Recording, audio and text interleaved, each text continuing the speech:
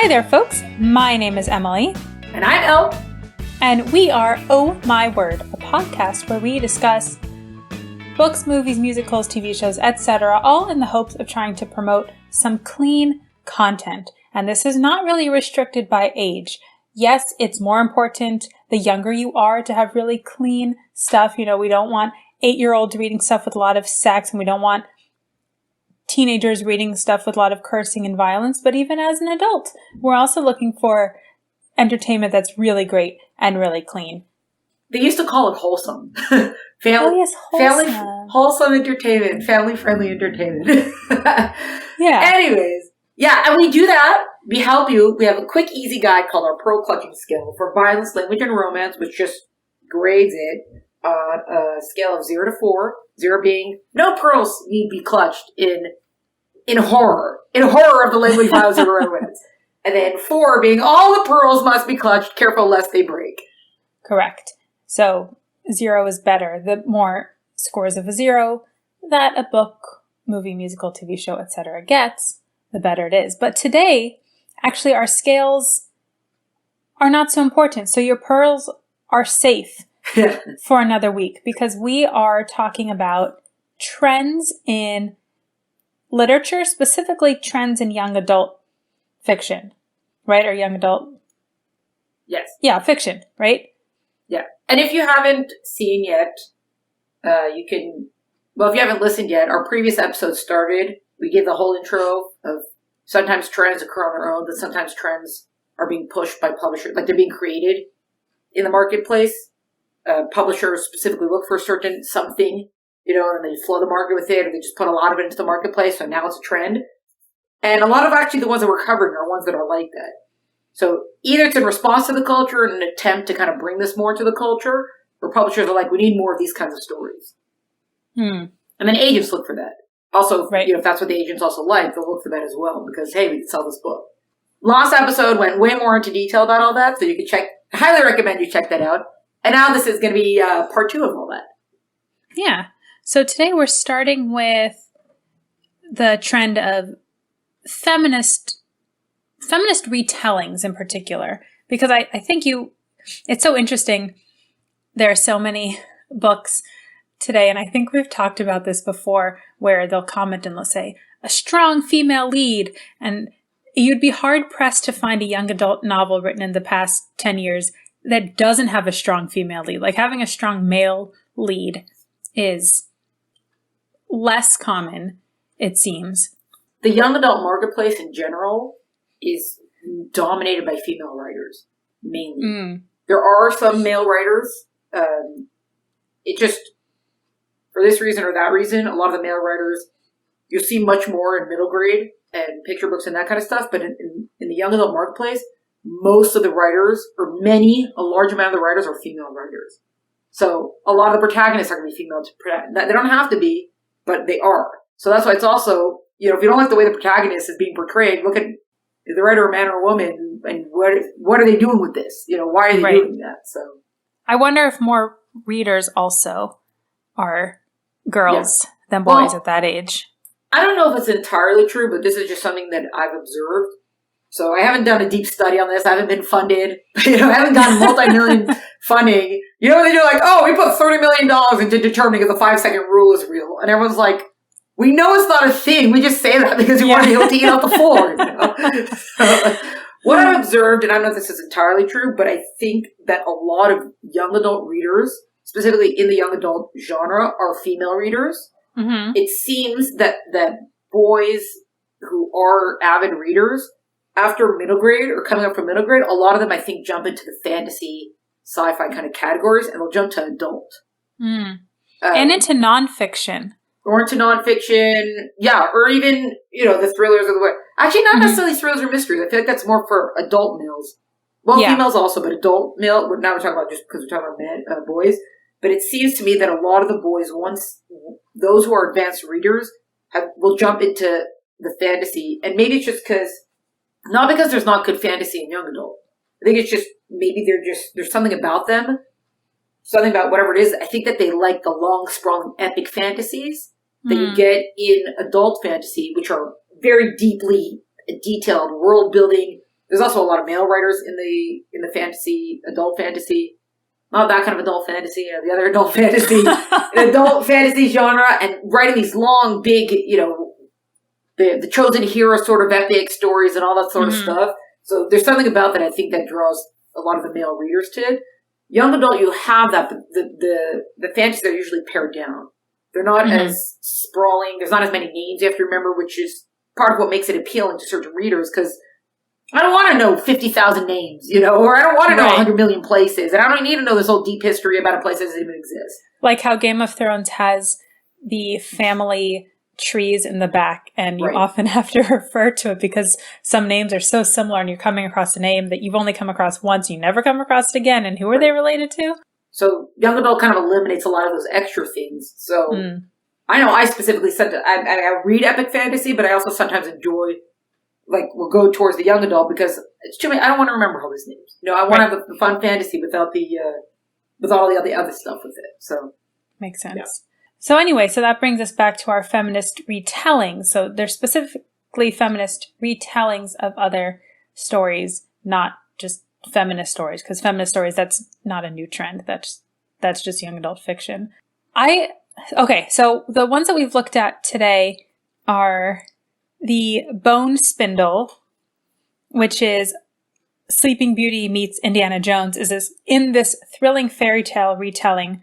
And then we have So This Is Ever After, which is a retelling of the Arthurian legend, like King Arthur, and The Other Merlin, which also actually retelling of the Arthurian or Arturian, depending upon how snooty you are, legend. Yeah. So This Is Ever After is actually LGBT. It's not I don't think it's a feminist retelling. Oh, we mixed up categories. Oh, well, forgive me. So, all right. So just sticking then with The Other Merlin and The Bone Spindle, which are feminist retellings. This is my feel with feminist retellings of stories. First of all, I'm not a huge fan of retellings that totally go against what the established legend says. Like if it fills in holes, or if we see it afterwards, but the characters still operate within what has been set up for that story, I'm okay with it. But I don't like it. Now this was just a particularly bad movie, but Cruella that was done recently, it's supposed to be the backstory of Cruella de Vil from 101 Dalmatians. It wasn't a backstory because she never became this puppy skinning, horrible person. She's just this fashion designer, and I don't like retellings that just change the story. I mean, I guess that's what a retelling is, but then I always feel like then you should just come up with your own story. Don't tell me that this is about Cruella. You want to tell a story about this fashion designer who was wronged by her real mother and, fine, then do that. But don't tell me that it's about Cruella, because it's not. That's my first thing with retellings.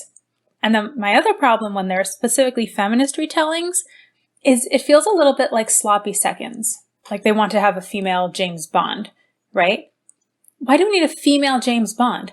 Come up with a new secret spy, 006. Her name is, Mildred McAllister or whatever it is. And she's a super cool spy. Why do women have to be in these male roles? It's like, it feels like we want to put women in there, but we don't really care enough to give you your own thing. So we're just going to change the name from James Bond to J. Met Bond, or what, I don't even know what they would do for something like that. But I don't know. I always have felt like feminist retellings are just a cop-out instead of coming up with your own story. I mean, you can be inspired by, you could do a feminist retelling of, this one is Indiana Jones. You could be inspired by what is he? An archaeologist, right? Which I guess maybe is what this is. But I don't know.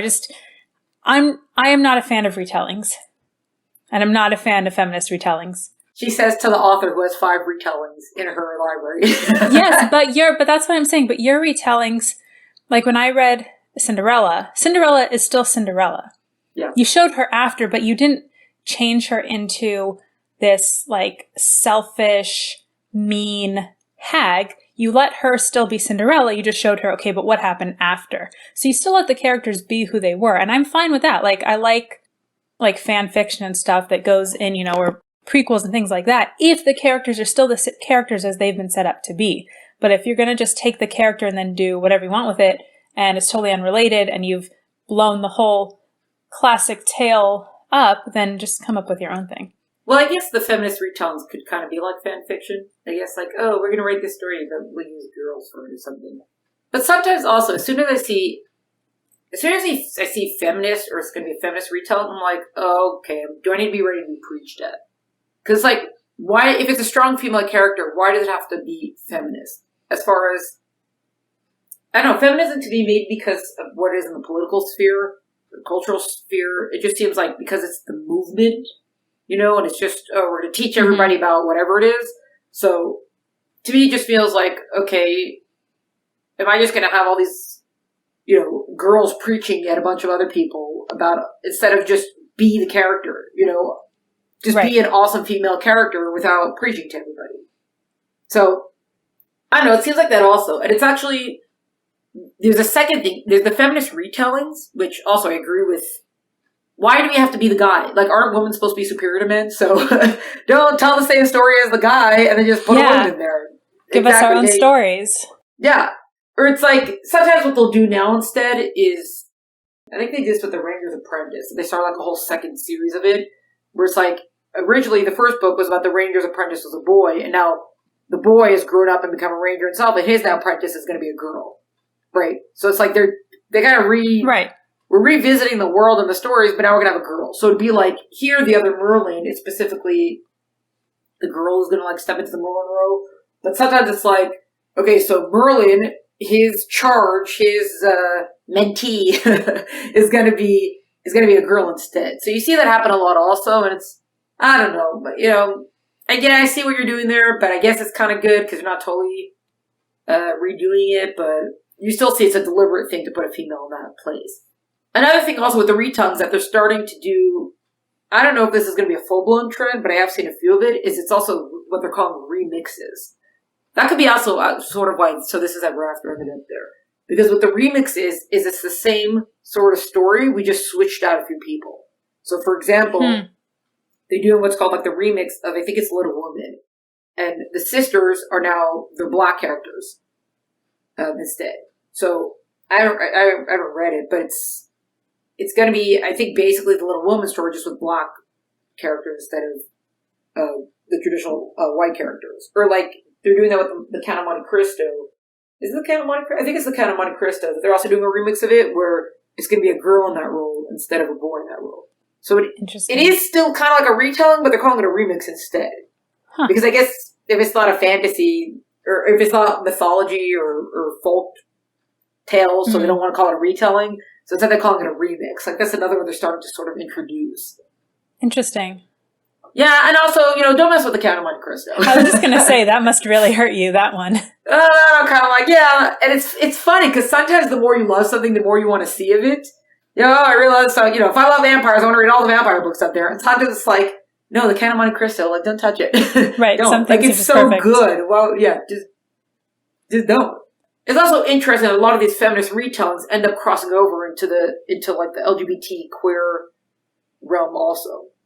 Which I guess, I don't know, being a feminist means that you just sleep with other girls or something. I don't, like, is that a new wave of feminism that we're going through right now, or? It's interesting. We were talking about last week, we were also talking about trends, and the trends from last week were a little bit more interesting, because as you were saying, different trends sometimes, books generally are supposed to introduce us to different stories and different ideas and open us up and can make us more empathetic, and certain trends have the opportunity to do that, but there's something about specifically feminist stuff that both of us find to be a little bit annoying and over the top, and also because they put, when you put women into roles that were traditionally men's roles, they always take away or often take away what is special about being a girl or what's special about being a woman. And, the girl just has to be the super cool, kicks butt, takes names, doesn't care about anyone type person. And Okay, so great. So now you have a girl playing instead of a boy. Why don't we have like a actual female character? Like Little Women is actually a good example, right? Those are very distinctly female characters, right? We talked about Gone with the Wind. You know, Scarlett O'Hara is a woman dealing with very particular circumstances as a woman, right? Not as a man. Like, you can't really change it out, which is interesting. The Count of Monte Cristo, how they're gonna, I mean, it's actually interesting, Little Women, that they're gonna make them black because it is set during the Civil War. So maybe they're changing when the book is set. But like, some things you just can't change because that's not, you know, it would change everything. Or maybe there's going to be more commentary about slavery. Right? It could still be set then, right? They'd have to be. That's true.